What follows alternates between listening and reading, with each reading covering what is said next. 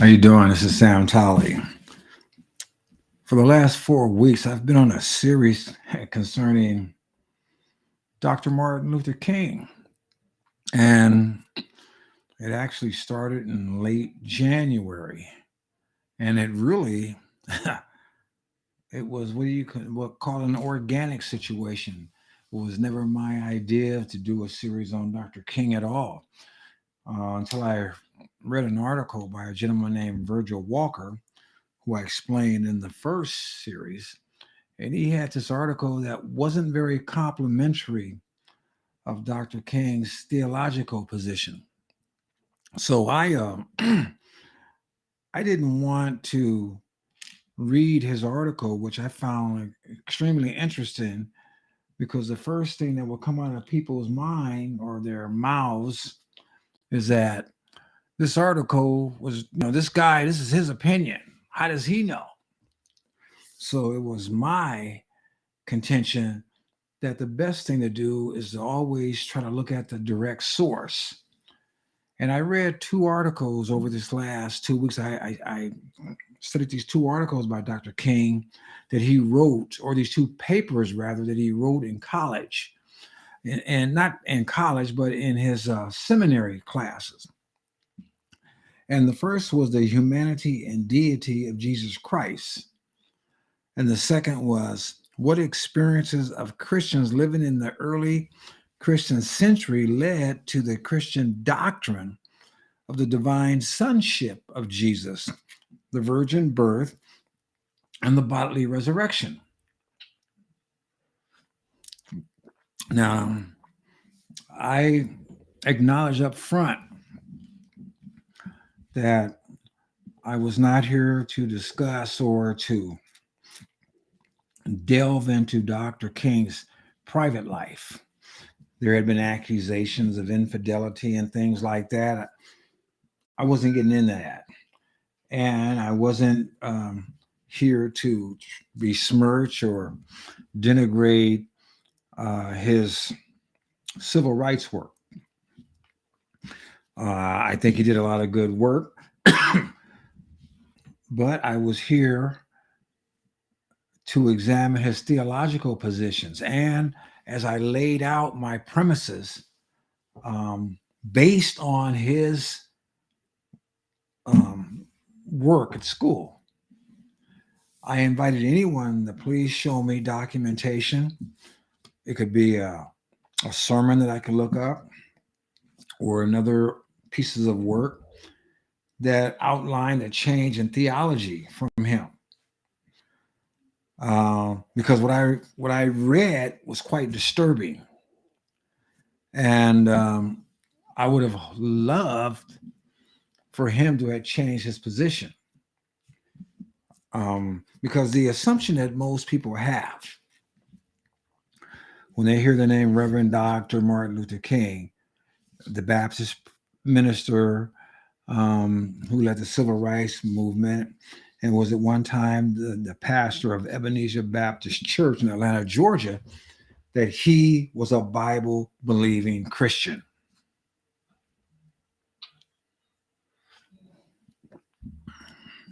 Based on these documents that he wrote, he wasn't.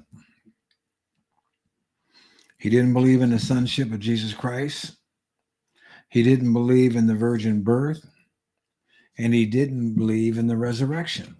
And I'm saying this is stuff that he wrote. These are things that he said. And you can go through part 1, 2, 3, and 4. And I go over it with great detail. I'm not going to go over it now.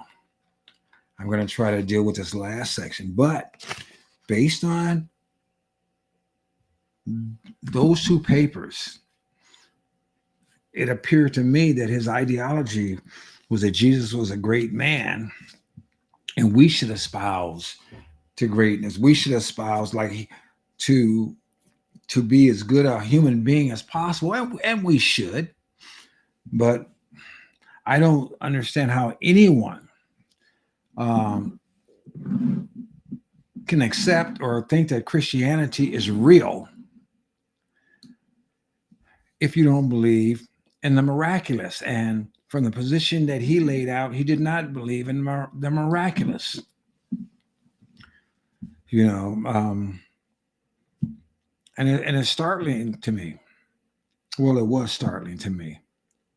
But now there are other things that make sense to me. Things that didn't make sense to me before. Um, I didn't understand how a man of his position could have followers. Like, for example, Jesse Jackson. Jesse Jackson, from my understanding, was in the 70s, and this was after Dr. King died, was supposedly pro-life.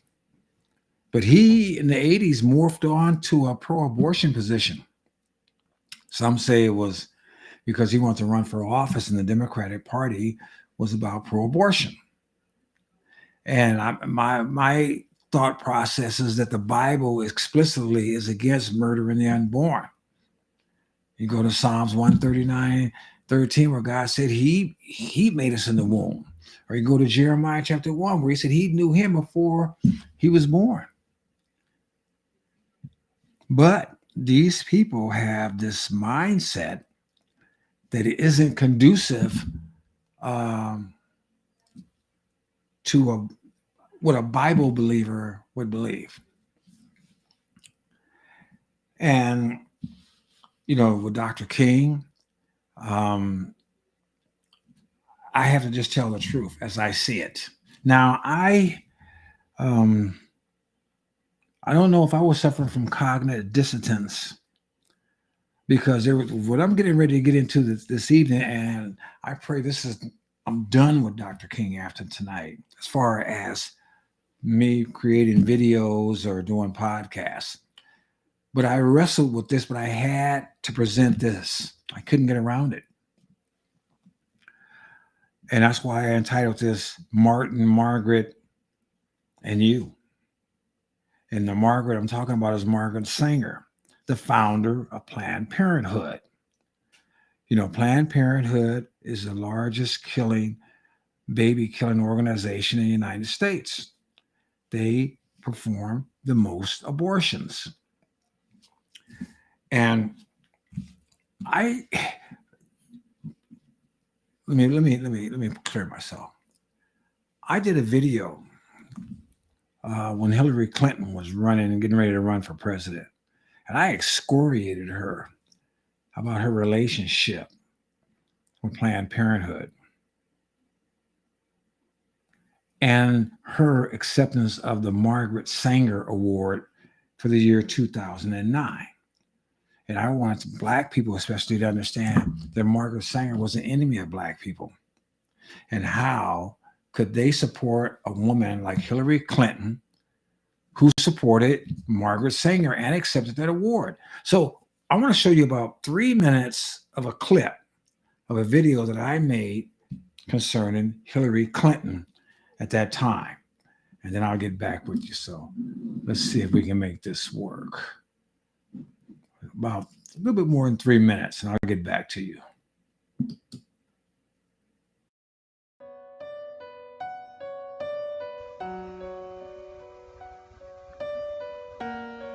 Take a look at these two ladies. They are very important ladies. The one on the right is familiar to everyone. Hillary Rodham Clinton, the Democratic nominee for President of the United States. Just about everyone should be familiar with who she is. But not everyone is familiar with the lady on her left. This lady is a very important lady as well, and an extremely powerful one. Her name is Cecile Richards. She is the president of Planned Parenthood, the largest abortion provider in America. This lady and Mrs. Clinton are standing together during the Margaret Sanger Awards. Listen to what Margaret Sanger had to say about black people at one time. We should hire 3 or 4 colored ministers, preferably with social service backgrounds and with engaging personalities. The most successful educational approach to the Negro is through a religious appeal. We don't want the word to go out that we want to exterminate the Negro population. And the minister is a man who can straighten out that idea if it ever occurs to any of their more rebellious members. Now listen to what Mrs. Clinton had to say about Margaret Sanger. I have to tell you that it was a great privilege when I was told that I would receive this award. I admire Margaret Sanger enormously. But Cecile... Okay. So I didn't hold anything back telling people about that because Margaret Sanger, she was one of the founders of Planned Parenthood. Planned Parenthood, most of their abortuaries are located in minority areas.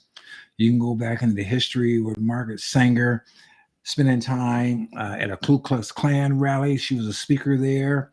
She was also one of the founders of eugenics, talking about making sure that feeble-minded or the wrong people didn't live.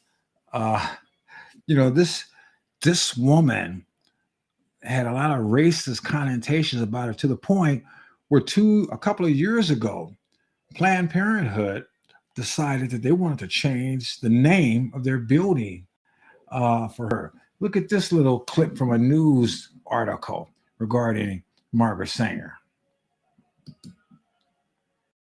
Parenthood of Greater New York is removing the name of pioneering birth control advocate Margaret Sanger from its clinic in Lower Manhattan. The group says that Sanger has long provoked controversy because of her support for eugenics, a movement to promote selective breeding that often targeted people of color and the disabled.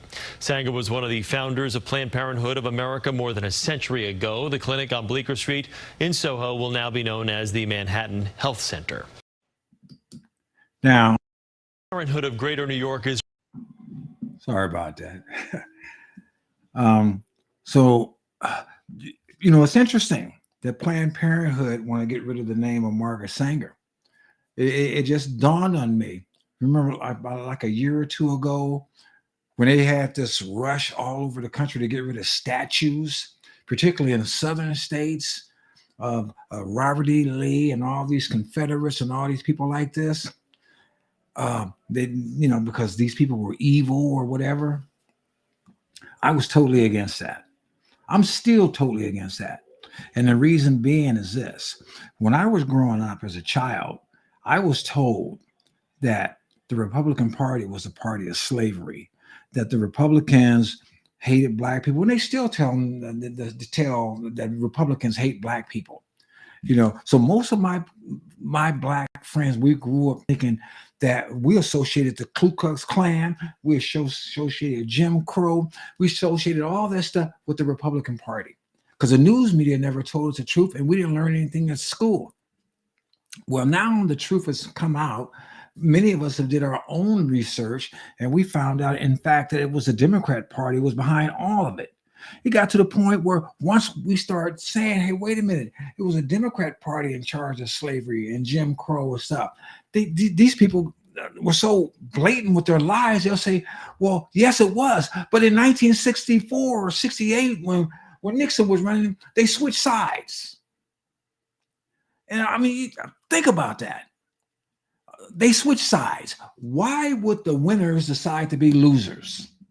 Why would the Republicans who were on the side of Abraham Lincoln and freeing the slaves and they won decide, oh well, gee, we'll go on the enemy side? Why would they do that? It makes no sense.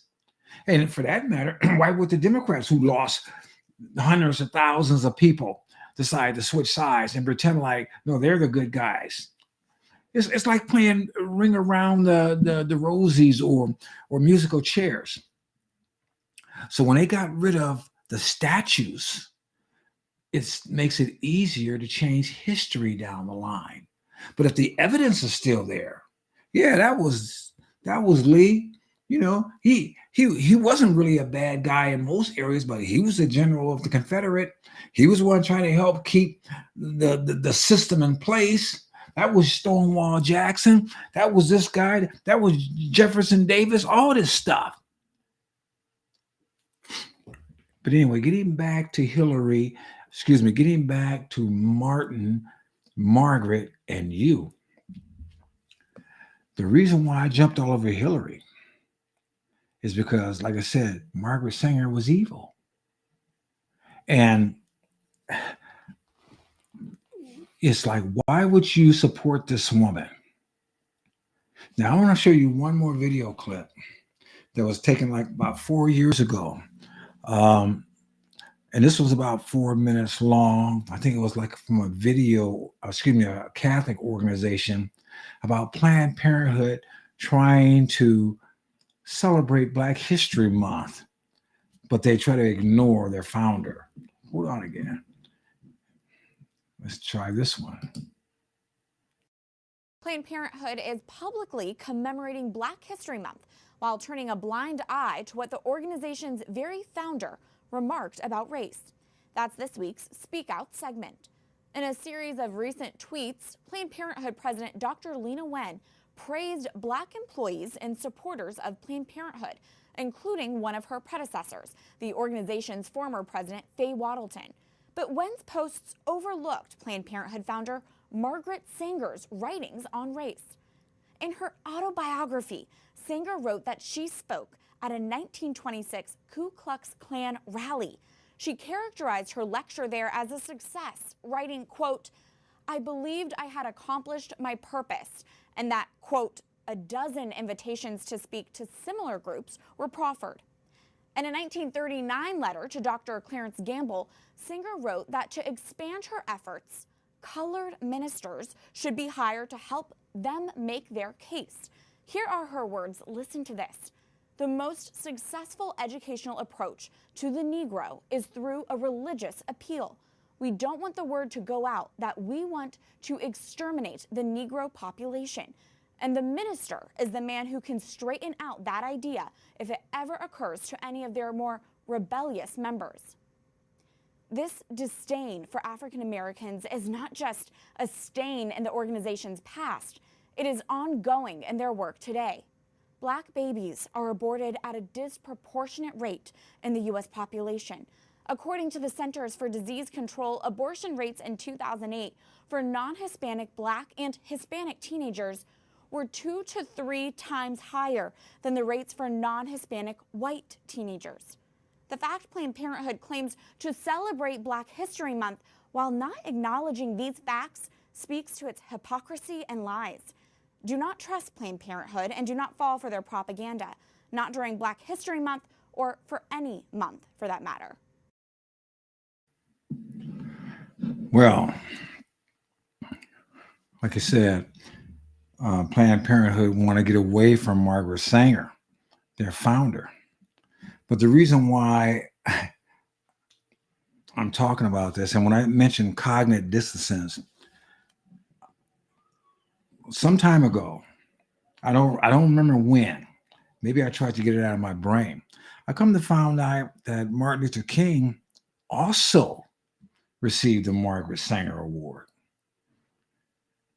And the truth be told, he received the very first one in 1966. He received it the same year that she died.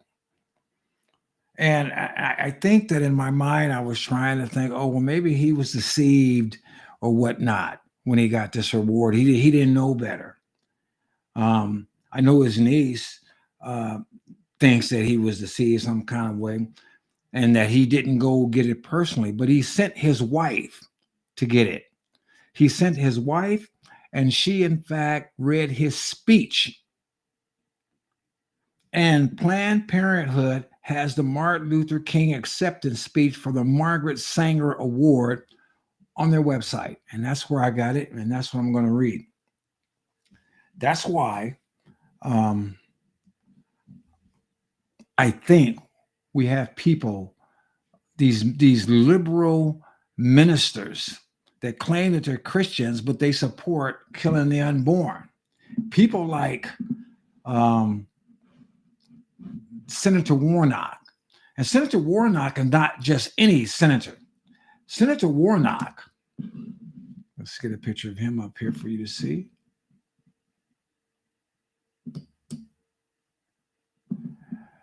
I'm trying to get it. Hold on. Hold on a second. I might have to get me out to get him in.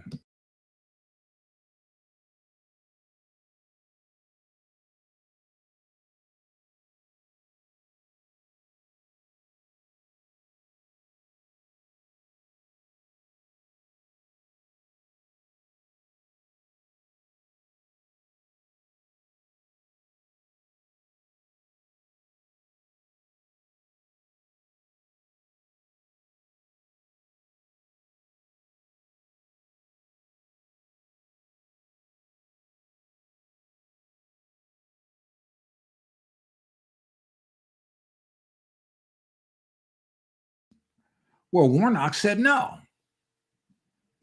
He said that he believed abortion was right and a good thing. So he refused to do it. And so now people like Warnock, people like Jackson, people like Sharpton, all these people, there's a bunch of them that claim that they're ministers of the gospel of Jesus Christ, claim that they represent that cross behind me.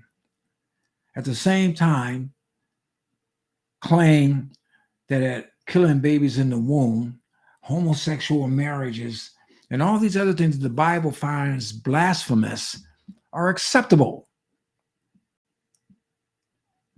Because I believe, just like Dr. King, these people didn't take the word of God seriously. So as my final thing with Dr. King's, hopefully, I want to read his speech to Planned Parenthood, the acceptance speech that his wife read for him. And it said, Mrs. Here, let me get it up there so you can look at it too as we go. Let's get Warnock out of here. Let's get me up here. And let's get that thing. I'm going to skip all this preliminary stuff and go right to the meat. I'll start with Mrs. King. Mrs. Claretta Scott King delivered her husband's acceptance speech on his behalf. Before reading Dr. King's speech, let me just make this bigger here. Then maybe I can just read it off the TV monitor. Okay. I am proud tonight to say a word in behalf of your mentor and the person who symbolizes the ideas of this organization, Margaret Sanger. Because of her dedication, her deep convictions, and for her suffering for what she believed in, I would like to say that I am proud to be a woman tonight. Planned Parenthood is proud to reprint Dr. King's acceptance speech, Family Planning, a Special and Urgent Concern by the Reverend Martin Luther King. Okay. Let's see what we got here. Recently, the press has been filled with reports of sightings of flying saucers. While we need not give credence to these stories, they allow our imagination to speculate on how visitors from outer space would judge us. I am afraid they would be stupefied at our conduct. They would observe that for death planning, we spent billions to create engines and strategies for. Let's change this page here. War.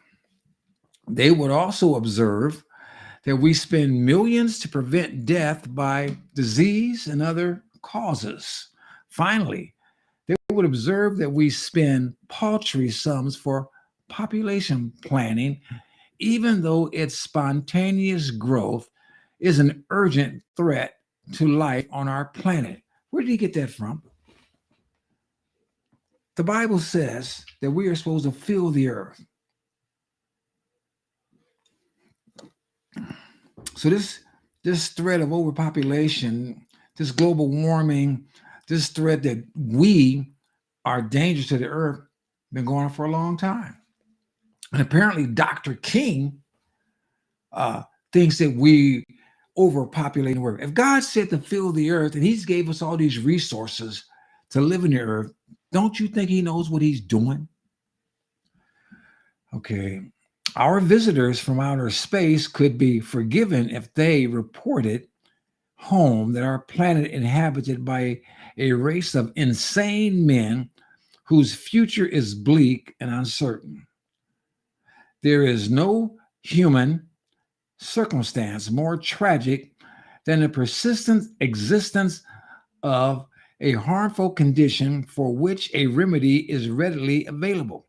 What is the remedy he's talking about? He never gets specific.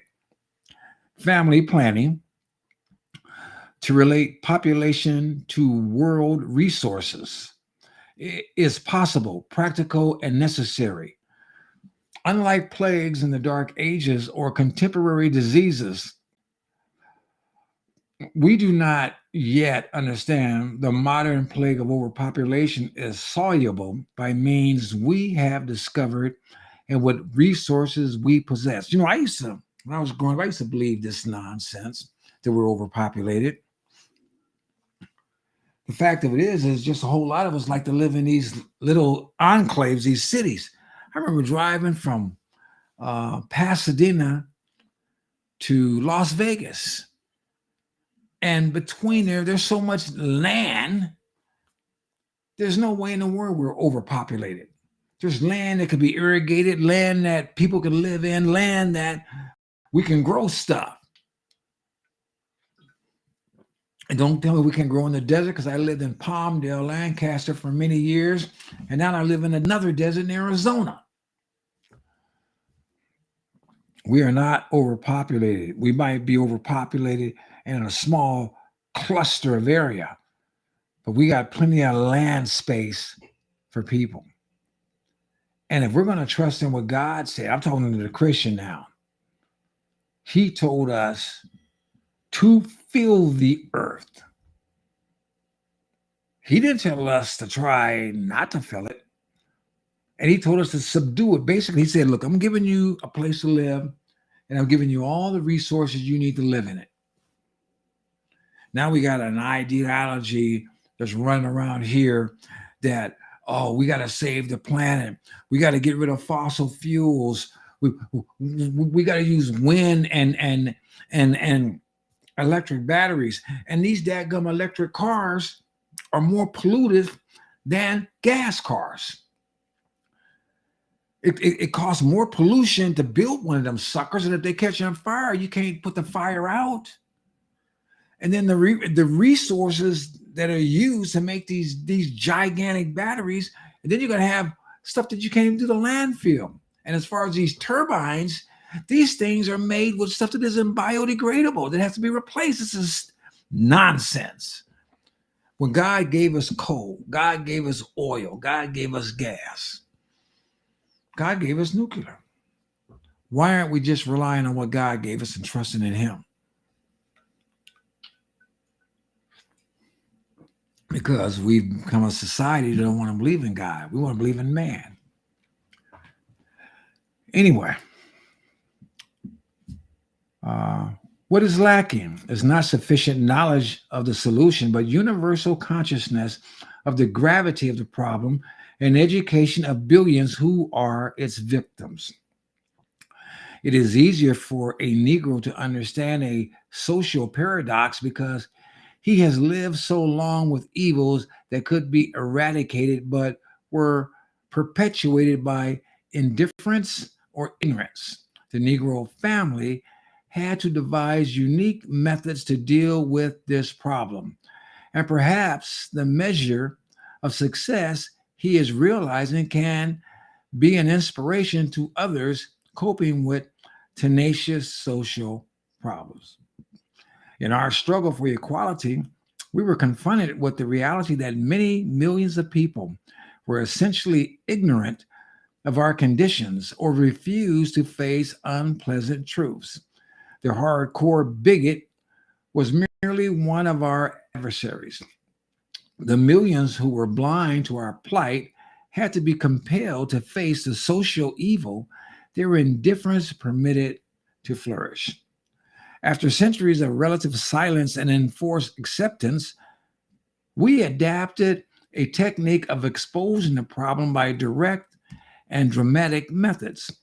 We had confidence that when we awaken the nation to the immorality and evil of inequality, there would be an upsurge of conscience followed by remedial action.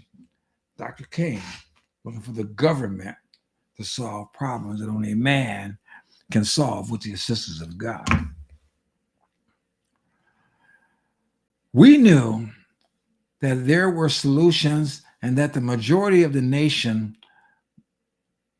were ready for them. Yet, we also knew that the existence of solutions would not automatically operate to alter conditions.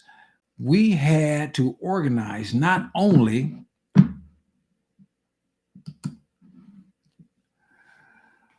arguments, but people in the millions for action. Finally, we had to be prepared to accept all the consequences involved in dramatizing our grievances in the unique style we had devised.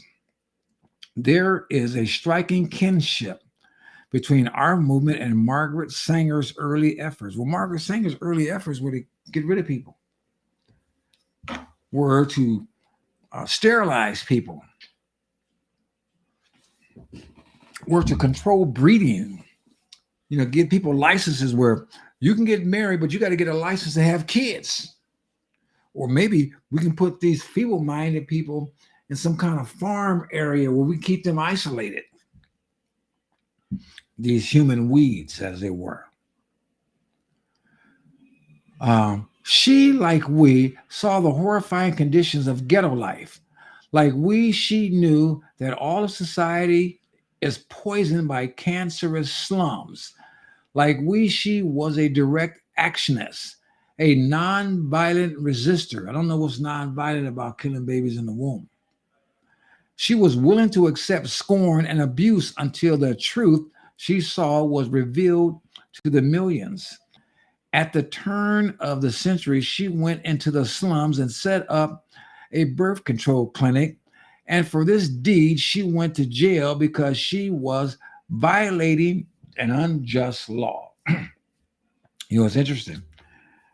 That clip, both of those clips we read or I played, we were talking about using preachers with engaging personalities to calm down the most rebellious of them. Who had a more engaging personality than Martin Luther King? You're going to go after a preacher. Why not go after the top dog? She launched a movement which is obeying a higher law to preserve human life under humane conditions. I wonder which law he's referring to, because it isn't biblical. Margaret Sanger had to commit what was then called a crime in order to enrich humanity. And today we honor her courage and vision. For without them, there would have been no beginning. Our sure beginning in the struggle for equality by nonviolent direct action may not have been so resolute without the tradition established by Margaret Sanger and people like her. Negroes have no mere academic nor ordinary interest in family planning. They have a special and urgent concern. We were having families way before Margaret Sanger came in uh, to be, before Martin Luther King came in to be. You know, the black family was in danger, according to Senator Patrick Moynihan, when it was reported in 1965, because 25% was illegitimate.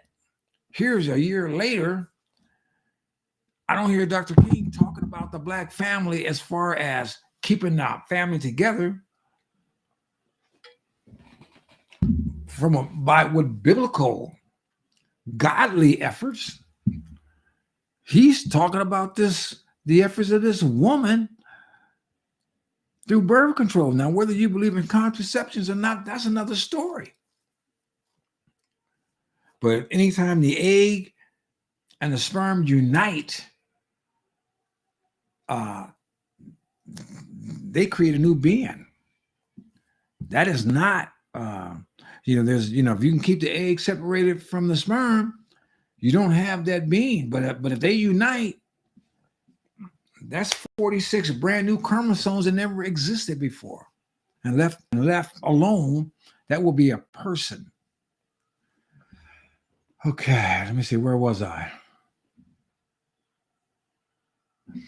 Recently, the subject of Negro family life has received extensive attention. Maybe he's talking about Dr. Moynihan's report.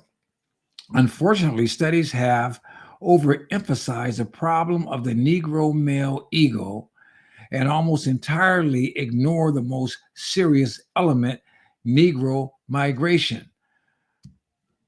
I don't know about the ego of the Negro male. There's nothing.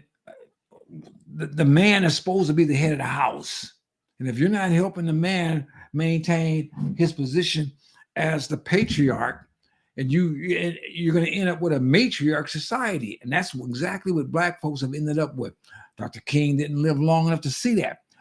When in 1965, when Patrick Moynihan's report came out, it was he was upset because 25% of black families were run by a single parent, which was mostly women.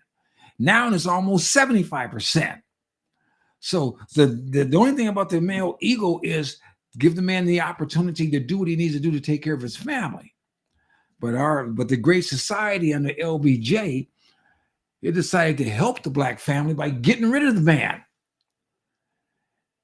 Now biology is biology, and people are going to do what they're going to do.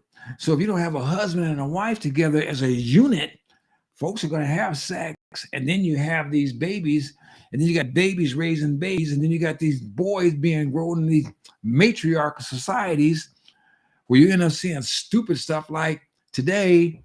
I see on Netflix, there's a movie that was in the show recently called The Woman King. But you know what? That's part of the course for the society, because we have a society now where women can say they're men, or men are women. And this is what happened when you let stupid go uncontrolled. Where was I? Negro migration. During the past half century, Negroes have migrated on a mass scale, transplanting millions from rural communities to crammed urban ghettos.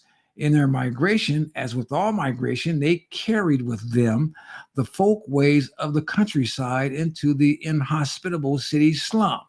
The size of family that may have been appropriate and tolerable on the manually cultivated farm was carried over to the jammed streets of the ghetto. In all respects, Negroes were atomized, neglected, and discriminated against. Yet the worst omission was the absence of institutions to acclimate them to their new environment. Margaret Sanger, who offered an important institutional remedy, was unfortunately ignored by social and political leaders in this period. What what institutional remedy? Planned Parenthood? That's her remedy. Well, let's stop these folks from having babies. In consequence, Negro folkways and family sides persisted. The problem was compounded when unrestrained exploitation and discrimination accented the bewilderment of the newcomer, and high rates of illegitimacy and fragile family relations resulted. For the Negro, therefore, intelligent guides of family planning are a profoundly important ingredient in his quest for security and a decent life. You know, it's amazing reading this stuff from a preacher and not one mention of God and God's word and submitting to the authority of God's word. Not one word in here so far. There are mountainous obstacles still separating Negroes from the normal existence. Yet, one element and stabilizing his life would be an understanding of and easy access to the means to develop a family related in size to his community environment and to the income potential he can command. This is not to suggest that the Negro will solve all his problems through Planned Parenthood. God forbid. His problems are far more complex, encompassing economic security, education, freedom from discrimination, decent housing, and access to culture. What does that mean? Access to culture. And notice nothing about God. Yet a family planning is sensible. It can facilitate or at least not be an obstacle to the solution of the many profound problems that plague him. The Negro constitute half of the poor of the nation. Like all poor, Negro and white, they have many unwanted children. All poor don't have many unwanted children. This is a cruel evil they urgently need to control. There is scarcely anything more tragic in human life than a child who is not wanted. There are people that want babies and are lined up for adoption agencies and waiting years to get one. We're killing babies by the bushel. Where am I?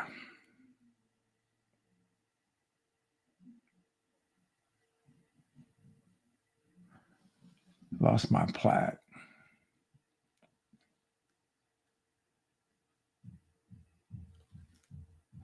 Okay. There is scarcely anything more tragic in human life than a child who is not wanted. That which should be a blessing becomes a curse for parent and child. There is nothing inherent in the Negro mentality which creates this condition. Their poverty causes it. When Negroes have been able to ascend economically, statistics reveal they plan their families with even greater care than whites. Negroes of higher economic and educational status actually have fewer children than white families in the same circumstances. Some commentators point out that with present birth rates, it will not be long before Negroes are a majority in many of the major cities of the nation. As a consequence, they can be expected to take political control.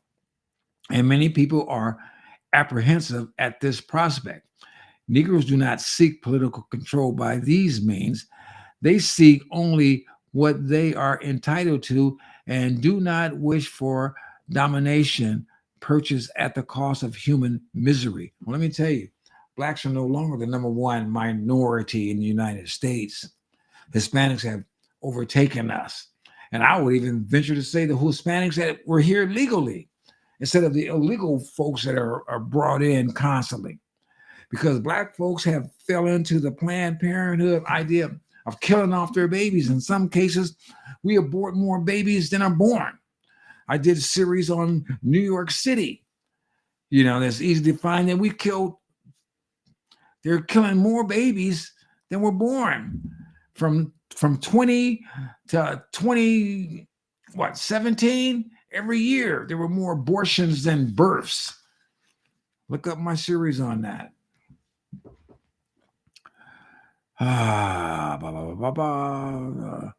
They seek only what they are entitled to, and do not wish for domination purchased at the cost of human misery. Negroes were once bred by slave owners to be sold as merchandise. They do not welcome any solution which involves population breeding as a weapon. Really? So why are we even dealing with Planned Parenthood? They are instinctively sympathetic to all who offer methods that will improve lives and offer them fair opportunity to develop and advance as all other people in our society. For these reasons, we are natural allies of those who seek to inject any form of planning in our society that enriches life and guarantees the right to exist in freedom and dignity. For these constructive movements, we are prepared to give our energies and consistent support because in the need for family planning, Negro and white have a common bond, and together we can and should unite our strength for the wise preservation, not of races in general, but of the one race we all constitute, the human race. That was his speech. It goes on and says Margaret Sanger was too ill to attend the awards ceremony in May 1966. She died the following September. Mrs. Sanger would have been deeply honored and pleased to have heard such a beautiful tribute from kindred heroes in the struggle for equality and civil rights, Dr. King and Mrs. Martin Luther King. I bet she would have loved that. About 2 weeks after the awards ceremony, Dr. King wrote the following letter to Cass Canfield, chairman of the executive committee of the Planned Parenthood, Foundation, America, I'm not sure, World Population Emergency Campaign. Words are inadequate for me to say how honored I was to be the recipient of the Margaret Sanger Award. This award will remain among my most cherished possessions. While I cannot claim to be worthy of such a single honor, I can assure you that I accept it with deep humility and sincere gratitude.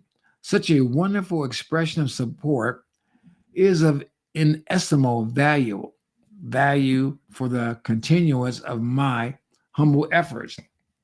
Again, let me say how much I regret that at the last minute, urgent developments in the civil rights movement made it impossible for me to be in Washington to personally receive the award.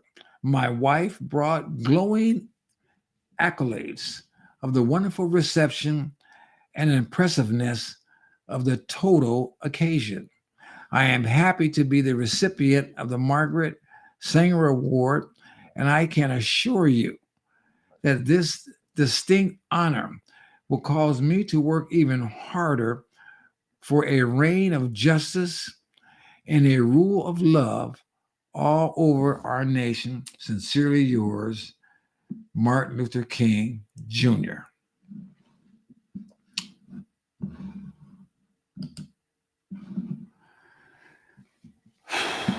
Well, like I said,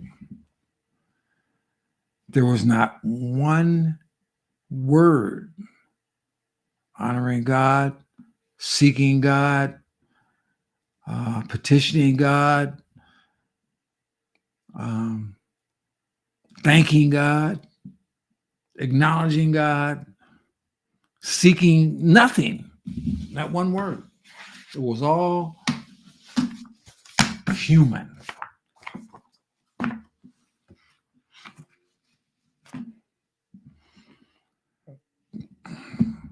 And the very first recipient, or one of the very first, I guess, Dr. Carl G. Hartman, General William H. Draper Jr., and President Lyndon Baines Johnson were also recipients. I don't think they were there, or I know Johnson wasn't there. I would have heard about it. But Johnson's the same guy that said, I'll have these niggas voting Democrat for the next 200 years. And he's the one that made the Great Society, which ultimately helped destroy the Black family, did more damage to the Black family than the Klan could ever think of. And Planned Parenthood has assisted in killing almost 20 million Black babies since 1973. The greatest abortion provider in this nation, where most of their abortuaries are in minority neighborhoods. And here, the greatest civil rights leader, as we know, was the recipient of one of the first Margaret Sanger Awards. And obviously, he was quite pleased with obtaining it. And like I said, since he, based on the previous documentation, and I failed to see anything that would change my mind yet, didn't believe in the virgin birth of Jesus Christ, didn't believe in the bodily resurrection of Jesus Christ, didn't believe in the Godship, the Son Godship of Jesus Christ. He was supposedly the pastor of a church, but he didn't believe the gospel. So, which tells me, answers my very first question, that he was not a Christian. And he was a man that was lined up with people who still today are the number one killers of babies in the womb. At any rate, I'm done. I've done my Martin Luther King thing. It's time to move on. This is Sam Tolley, and I'm out.